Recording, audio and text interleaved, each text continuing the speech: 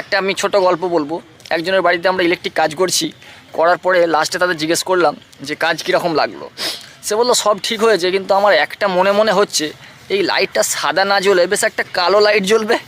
আমি বললাম কালো লাইট কেন জ্বলবে? বললো দুপুরবেলা আমি একটু এমন লাইট জ্বালাবো যেন ঘরটা অন্ধকার হয়ে যায়, ঘুমাবো। তো এইরকম আননেসেসারি প্রশ্ন উত্তর অনেক থাকে কাজের শেষে। আমার বক্তব্য হচ্ছে ভাই, কাজের আগে আপনারা আপনাদের কাজ সম্পূর্ণরূপে বুঝে নিন। আমিও নিজে যখন বাড়ি বানিয়েছি তখন অটোমেটিক অনেক ভুল আমরা লাস্টে দেখতে পাই। তার কারণ আমার অভিজ্ঞতা নেই।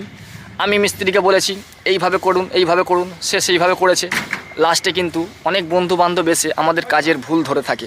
কিছু কিছু যুক্তিপূর্ণ ভুল আর কিছু কিছু মানে অযৌক্তিক ভুল সে দেখায়।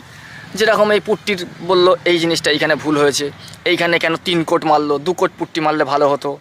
আপনার প্লাস্টারে বলল এই এত পাতলা কেউ প্লাস্টার করে, এই মোটা করা দরকার। এই ঢালাই 3 ইঞ্চি 4 ইঞ্চি কেউ ছাদ ঢালাই করে, 5 ইঞ্চি 6 ইঞ্চি করলে ভালো হতো। মানে যার যেটা মত সে সেইভাবে দিতে থাকে।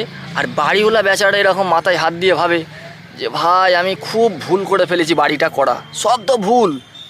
অতএব আমি বাড়িওয়ালাদের বলবো, আপনারা যদি অভিজ্ঞতা থাকে কাজের অবশ্যই ভালো, আর যদি না অভিজ্ঞতা থাকে কাজের, যদি আপনি কিছু না বুঝে থাকেন, আপনার যে বন্ধুটা কাজ বোঝে, যে পাশের বাড়ির লোকটা কাজ বোঝে, তাকে ডেকিয়ে একটু স্যাটিসফাই হয়ে যান যে না সত্যি আমার কাজটা ভালো হচ্ছে। তাহলে কি বলুন তো, সমস্ত মিস্ত্রিদের জন্যও ভালো, আপনার জন্যও ভালো। ধন্যবাদ বন্ধুরা, পাশে থাকুন। আমি পরবর্তী ভিডিও আপনাদের সামনে আনছি।